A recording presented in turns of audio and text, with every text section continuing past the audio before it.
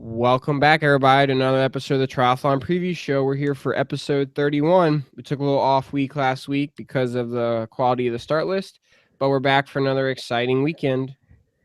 Hey, everybody. Good to be back. I think you just trashed everybody who raced last weekend in Europe. That's okay. They don't care who I am, anyways. So this Yeah. weekend, we have three decent races. We got two over here in North America, and then one Ironman in the Europe area. So let's jump right into it, and we'll start with 70.3 Coeur d'Alene. Yeah. So the course is basically the Ironman last year is just 2 loops of everything. So the half is pretty easy.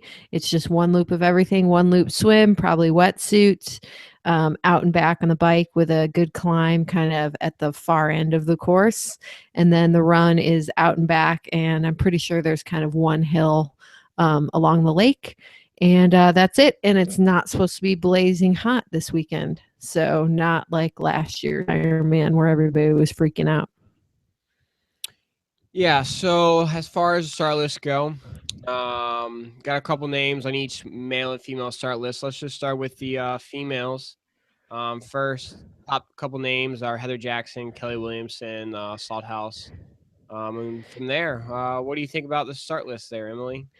I mean, I think it's a pretty good one. I think it's pretty easy to see how it's going to start out. Haley Chura is back from she got hit by a car at the end of last year, which caused her to DNF in Kona, and then ultimately she still had a broken fibula. So her start this season has been a little bit slower, but she's been training in Montana, and she's ready to go. You know, she'll be out of the water first and will be chased by everyone else. I think Ellie Salthouse, she just won Boulder 70.3, so she's going to have a bit of confidence.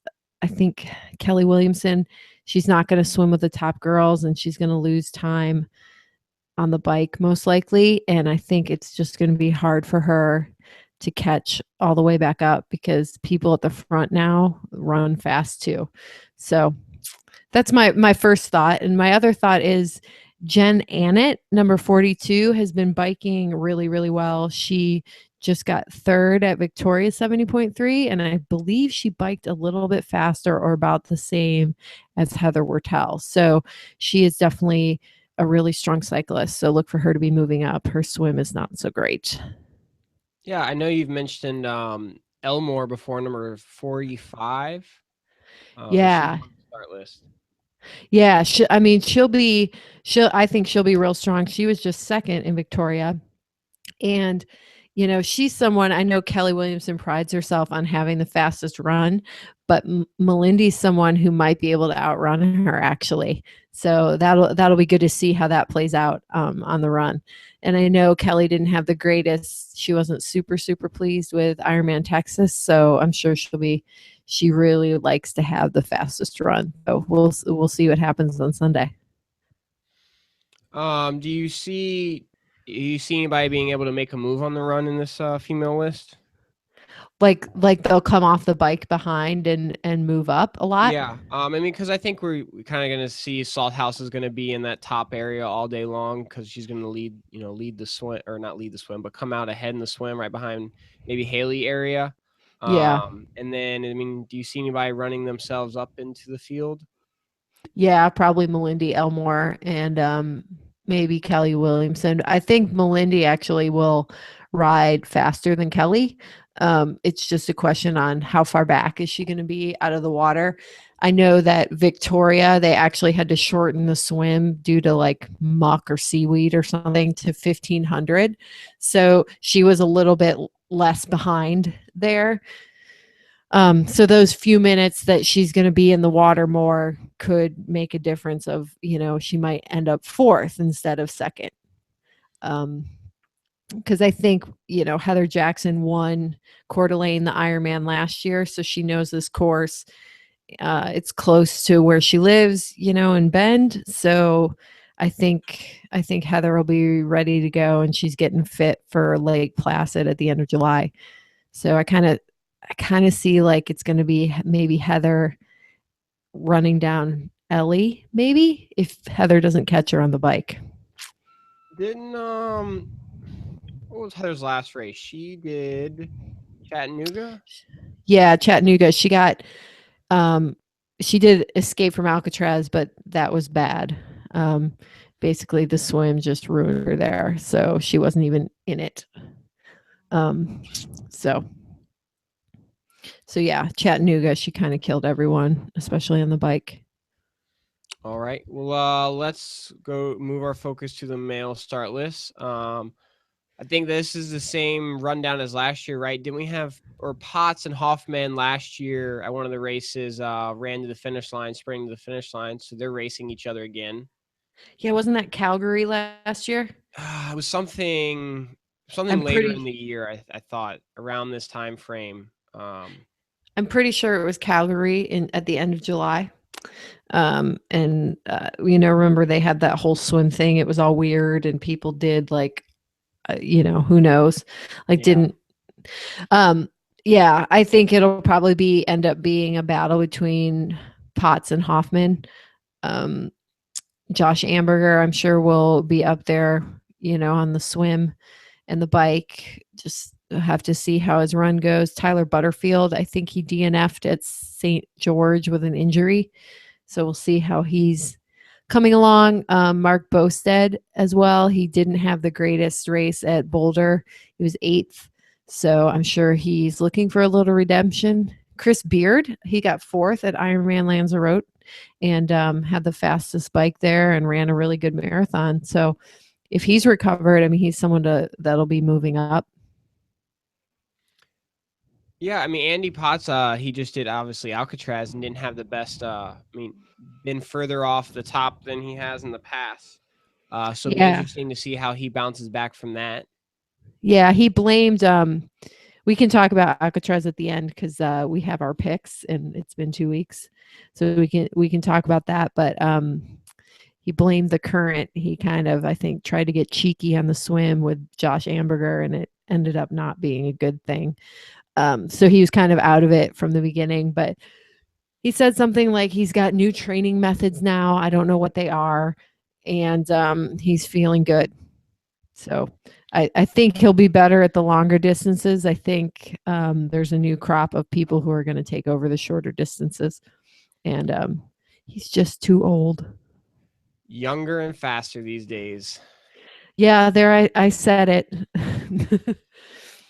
All right, let's move on to this was a P500 race, so let's move on to the P750 race. 70.3 Mont Blanc then. Yeah, this is a good list for sure. Yeah, this is a decent list and definitely some Canadian firepower that I see right off the top. But about the course. This was the World Yes. Championship. Is it the same as the World Championship course a couple years ago? The run is a little different. Like they put everybody kind of through the ski village on the run there. This is kind of back to the original, closer to the run that they do for the Ironman. So it's just a one loop swim, wetsuit, and that most likely, and then it's a bit of a run to transition area, like 300 or 400 meters, so you can make up some time if you're a little off the group. Bike is kind of two big out and backs on really nice highways, long kind of steady descents and climbs. So it's a fast course, even though there's quite a bit of climbing. And since the road surface is so good, it that also makes it fast. And then the run goes out and back along the lake, and then you're on this old like railway pathway that's rolling. Definitely has some hills on it, so not totally flat. All right. Well, let's start with the male list this time. We have the top two coming back this year. We have Lionel Sanders beat out Taylor Reed last year by less than a minute. So those two will be on the start list, as well as plenty of other great 70.3 names. Yeah, I mean, this is a great, especially it's like the Canadian championships, right? Like you got Sanders, Reed, Beals, Wortel. I mean, who else from Canada? Um, a couple other guys I haven't heard of. But anyway, I mean, I think those five, like they could go 1, 2, 3, 4, 5, Yeah, or one, definitely. two. I One, two, mean, three, four. Maybe did I name four? well, we Um, have Beals, and then yeah, so I mean, four of them that are, you know. yeah, that are up there. I mean, Taylor just beat Trevor at Victoria. Um, it's hard to pick against Lionel Sanders. He's just been on a tear this year. And man, like he just kicked everybody's ass. And at St. George, I mean, he rode a 2:03 on that course, and it's not easy by any stretch, especially with the 4 mile climb up Snow Canyon. So if the one thing is though, I did look at the weather and it's supposed to get pretty hot up there. Like it could be in the 90s on Sunday. So, I mean, I know Lionel does his heat training, so he should be fine, but I think that makes a bit of a difference for everyone. I mean, I think it's the kind of the only thing that he hasn't proven yet, right? Is can he race hard and fast in the heat? I mean, I think everything else he's proven that he can do, Right. better than everybody else, especially this year. So it's kind of just that heat factor. Maybe that's the only thing lacking in his, bag of tools. Yeah, what was it like in Galveston this year? He won there. Was it hot and humid? I mean, yeah, but I mean, not. Not like We're talking, April in Texas, and not, not May in Texas or Kona weather, or what you might be like this weekend in Mont Tremblant. I mean, nothing comparative to that. right. I think last year at like didn't he do the Ironman Mont Tremblant race? And Yeah, he he did that in August, right. So I think it was a little bit more humid for that, and he was okay. He had all those but he didn't mechanicals. win. No, he had all those mechanicals and stuff. That's true. Yeah, I mean all the races that he won and kicked everybody's ass have been very Canadian type weather. So we'll see if he can kick everybody's ass in hotter weather. And who knows? It's the mountains; it might change too. I mean, you have Terenzo Bazone on the list as well. So he just finished Texas, and then I saw on Instagram, I think he's been over in Spain training with Jan Frodeno. So sometimes Terenzo trains really hard. So if he's racing, he might be a little cooked. What do you think? He looked very. He looked surprisingly good at Texas. I mean, obviously he's a good athlete, but it's like he was steady there all day long. Nothing great, but nothing bad type of day. Right. And he did what he had to do, and he finished reasonably well. What was it? Top Third? five No, he's ish, third, I think. third. He was Yeah. third. Yeah. So, I mean, yeah, the guy possibly. who the guy who finished second is Matt Russell, and I mean, he won Chattanooga, right? No. He won No, I'm sorry, that was Keeneland. Raleigh. Raleigh. So he won Raleigh. He's had some really fast bikes, so he's someone who's going to be moving up. This is kind of our first look at TJ Tollickson, right? He might have done a 70.3 or something earlier. Oh, he did New Orleans, but he got a flat.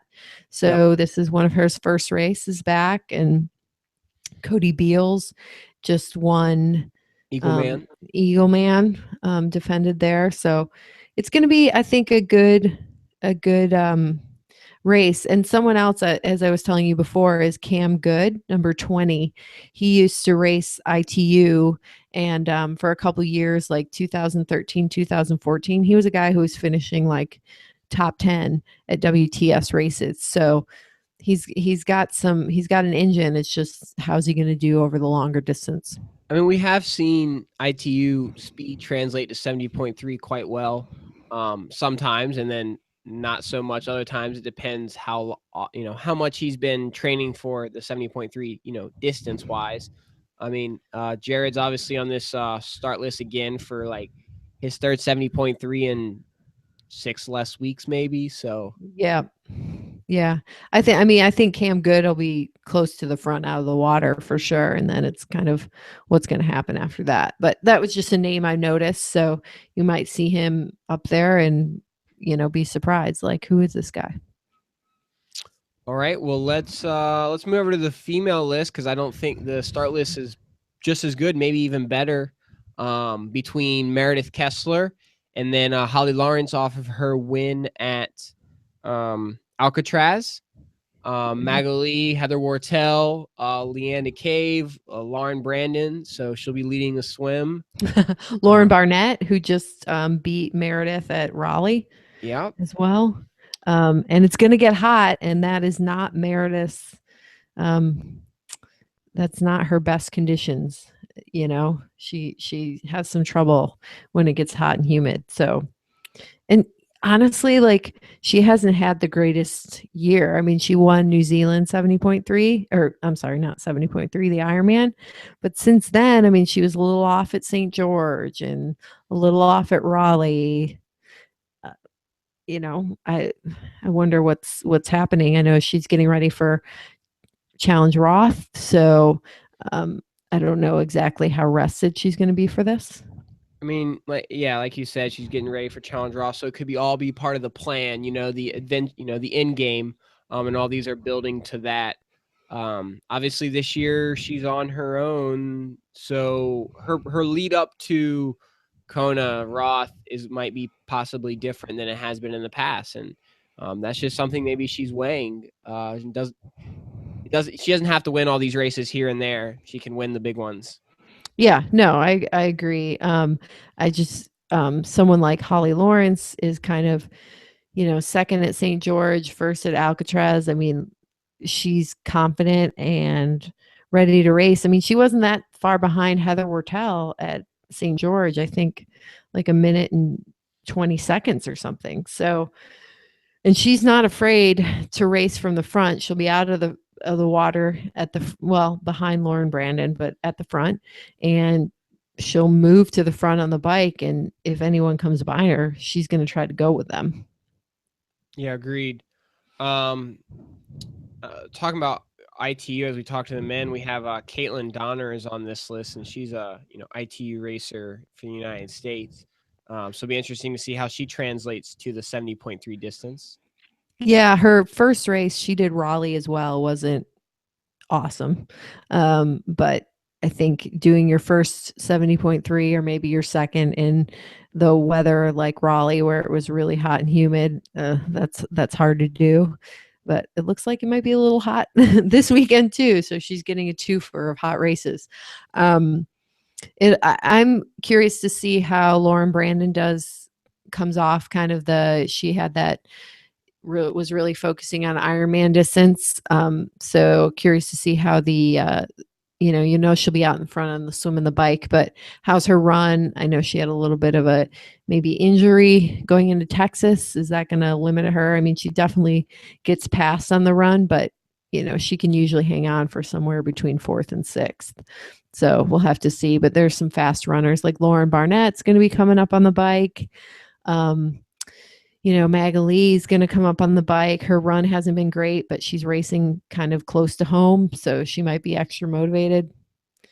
Yeah, when I look at this start list, I kind of see some women that have been on some highs lately between Lawrence and Barnett, and then maybe some athletes have been some lows, more like the Kesslers or Magali, as of recent. Not Yep. winning. So it'd be interesting to see how those two, how it kind of plays out this time.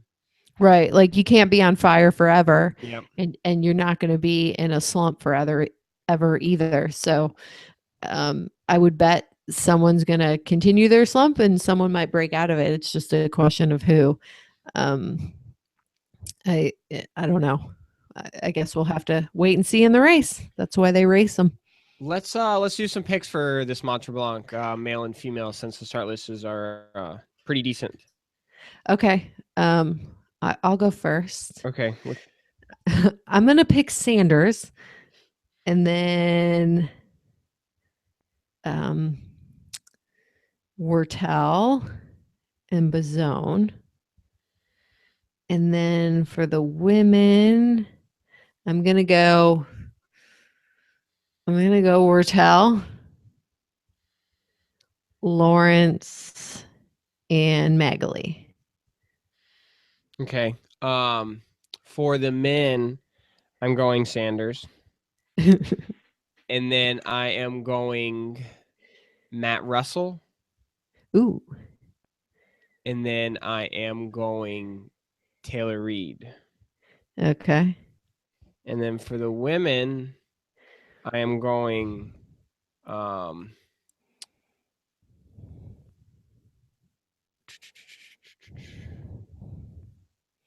I am gonna go Lawrence. Ooh. Um, Wortel, Barnett. All right. Okay. Sounds good. All right, let's move on to the Ironman of the weekend. Ironman Austria. Yeah, the fast course. It's either fast because it's fast or it's fast because it's short. Um, you be the judge. The swim is kind of like a one loop. It might be non-wetsuit. They say the water could be 75, so I will have to see it. The pictures I've seen, everybody's swimming in a wetsuit prior to the race, so there you go. But you kind of swim a loop and then you go into a canal. Um, and then it's a 2-loop bike course. There's 2 steep climbs on it, but it's pretty fast. I think the roads are good. And then the run is also flat and shaded, and it's 2 loops. And there's a lot of crowd support, kind of like Tour de France type thing on the climbs and everything. And then if you've ever watched the finish line, it's very exciting. They have cheerleaders and stuff. All right. Well, let's start with the male list. We have the defending champion, and I think second place to returning. Mario was first, and then Michael Weiss was second last year. So those are Yeah. your top 2 returning. Yeah. And then David Police was 4th last year. So the only one you're missing from the podium, I guess, is Ivan Rania. But Marino likes to go fast on this course. This is where he set his record that Brett McMahon almost broke in Brazil. So I'm sure he wants to go fast. I mean, you have Bart Arnouts, who's been doing really well this year. And I don't think, well, he did. Did he do South Africa?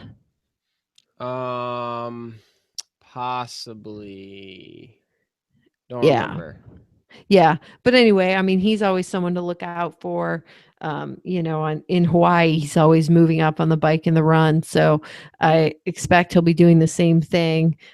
Marino usually puts the hammer down on the bike and then kind of hangs on the run. He's got such a big lead. So, if Marino puts the hammer down a little bit too much, and Bart could run him down for sure. Actually, I'm And pretty then sure Bart did not race. He just needs an Ironman finish, if I'm remembering correct. Okay, yeah, that might be it. But I'm sure he'd like to. I mean, why not win, right? Oh yeah, no, definitely. Yeah. So I think, and then you got Victor Zvenstev as well. Um, he could do okay. And then Mikey Weiss, who was second last year. Um, yeah, I kind of see it as a race between like the top 5, or the 1, 2, 3, and 4, and then number 8, Mikey Weiss. Yeah, Those what do you think 5. about Michael Raylert? He's not on there, is he? Is he off the list now? Yeah, no. Remember, he was going to do France, and then he got Epstein-Barr, and I maybe he was on this list, but I never noticed. But I don't think he's on it. Nope, I don't see his name. He is off. He was 56. I have an old list. Oh, was he? Yeah. All right. Well, never Okay, yeah. mind about that question. Um, Yeah, I mean, I can't imagine that he's going to be able to get well from Epstein-Barr and race an Ironman. That just yeah. strikes me as a way to get sick again. Number 47, Harry Wiltshire. He's been on a lot of lists lately, but if he's there, he'll probably be close to the front on the swim. Yeah, and let's see if this guy Daniel Fontaine. Usually, when you look at these lists, sometimes obviously there's a trend. Most of the topper athletes are near the higher bib numbers. There's a couple guys in the bottom that might have been added later. And I remember him. He has a couple good performances and he'll be near the front on the swim. Yeah, yeah, and then, that Daniel Hurlbauer guy, he's not bad either. I mean, he didn't do well here last year, but he's done well in the past, I believe. So he might be someone who moves up, and I'm sure there'll be people like Alberto Quesady, number 10. You know, but I think you're probably looking at your, Von Hornackers, Arnouts, Zemenstev, Mikey Weiss. It's Yeah. all going to shake out like that. It's probably going to come down to who's going to run the fastest run. I think the good bikers are the not as good swimmers, and then the good swimmers might be a little behind on the bike. So I think it could come down to that run for this race. Yeah, the only person that ran faster than Marino last year was Ivan Rania. Marino ran 2:45 off a 4:11 bike that beat the next fastest person, Mikey Weiss, by 9 minutes. Mikey Weiss biked 4:20. So if Marino bikes like that, he's not gonna, he could have like the second fastest run and still win by a lot. Yeah, true. All right. Well, the female list is obviously a lot shorter for this race, but Carfrey leads the list. She's just obviously looking for a good race. I feel like she hasn't been up there in a while, so I think she's looking to help boost her confidence, but also she just needs to finish. Yeah, I agree. Like, I mean, I don't think she's going to be in Kona shape by any stretch, but I also think she was going to want to have a solid race. And it's a good time to have a solid race, take a break, and then do your Kona build. So I think she'll do pretty well. She's definitely my favorite for the race. I don't know if she'll come off the bike in first, but she'll move up on the run, per usual. I mean, you don't even have the highest finisher you have returning is number 65, Elizabeth Gruber, who was fourth last year. Michaela Harrelbauer, number 63, has done well in 2000. She was like fifth in 2014. She's a good runner, not a good swimmer. So she'll be moving up. Natasha Bodman's been on a lot of lists, but I haven't seen her at a lot of No, races. she got scratched. Is what I saw. Oh, Yeah. Oh, she did. Okay. I pulled up the list today, but She's still on the list, but from what I found out, she's not racing. Yeah, and then someone else, number 70, she was third at Ironman Brazil, so she's all qualified for the World Championship. So I'd assume that she might not show up. So we'll see. Gruetz Frades. Yes. And then you have Karen Thibodeau from Canada, who just did Ironman France. So I'm guessing she stayed over there, is going to race another Ironman. So we'll see how she goes, kind of on a close, she's backing it up pretty close, about 3 weeks.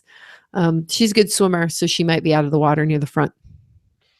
Yeah, there's I mean, obviously this race is just one of their P2000 races. If you're looking for KPR points for the women, this it needs to be a win, if anything, for this race. Yeah, and it's going to be hard to get over Carfrey, I think. I mean, Yeah. She got to start Kona, but she didn't get to finish it. I think she probably wants to have a pretty good race. And the question is, do you think she'll go under 9 hours? For me, I think she will. I think I would think maybe she's been training kind of hard for this race and kind of wants to put her name back in people's minds. Like, look, I'm still here. Like, I'm not that far off from a world championship. I want to contend. Right. Especially with Reef doing Frankfurt next weekend. Yeah. Carfrey was on the Frankfurt list, and actually I think she still technically is, as far as like her name is still on the start list, at least the one that's on right the website. I would assume that's a backup if something like she gets a major mechanical here, because she's going to be there because Tim is racing. Yeah. So I would assume once she finishes this race, she'll take her name off the list. If something goes wrong, then I would assume she would start Frankfurt just because she'll be there. But if she doesn't start, she'll get to do a little bit of scouting of Reef next week when I she's never wish anybody to not finish, but it'd be very interesting if some, mechanical prevented her not to finish, and then next weekend she had to race head to head with Reef a little early. right, and maybe Melissa Halschild as well, who is on that list. But we'll go over that next week. Yeah, no spoilers. Should we go back and talk about real quick Escape since we did our picks? Yeah, we will actually, because I actually had a couple questions because I think you heard probably more than I did.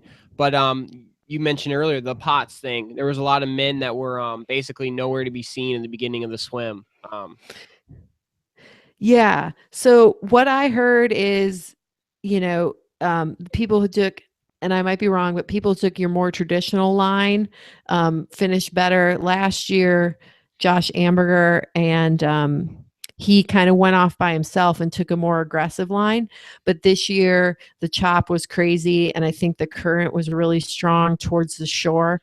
So they had to go through the chop and some really strong currents to get into the beach. So that's kind of where they lost some time. So I think everyone saw what Amberger did last year, and a few people tried it this year and it didn't go well. So you had kind of the Joe Malloy and Tommy Zafiris and Ben Canute kind of all stayed together, and Cam Dye.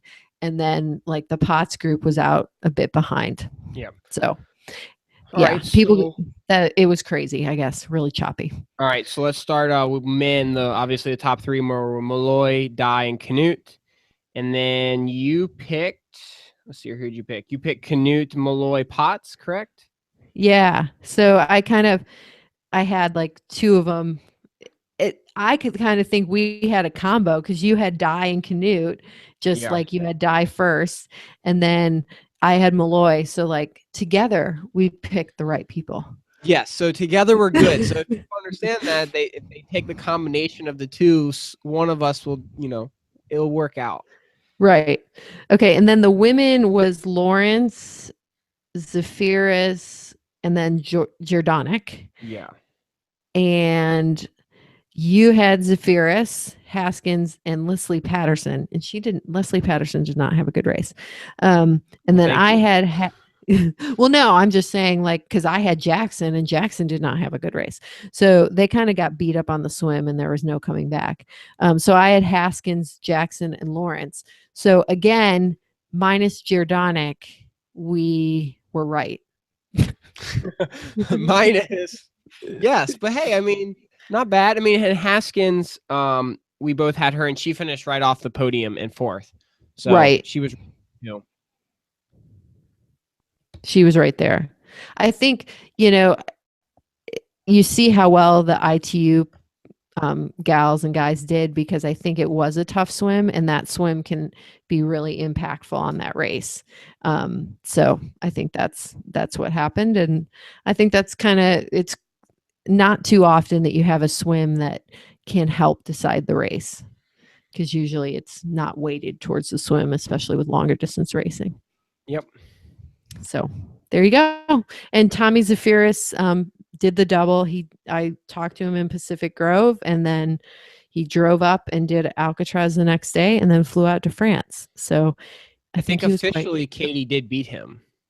Yes, and I think he was quite exhausted. But hey, he led the swim out, so that's good. All right. Well, we'll be back next week, so join in. We have the last Ironman Regional Championship next week. Yep, and WTS Stockholm. All right. Well, thanks everybody for listening. Thanks.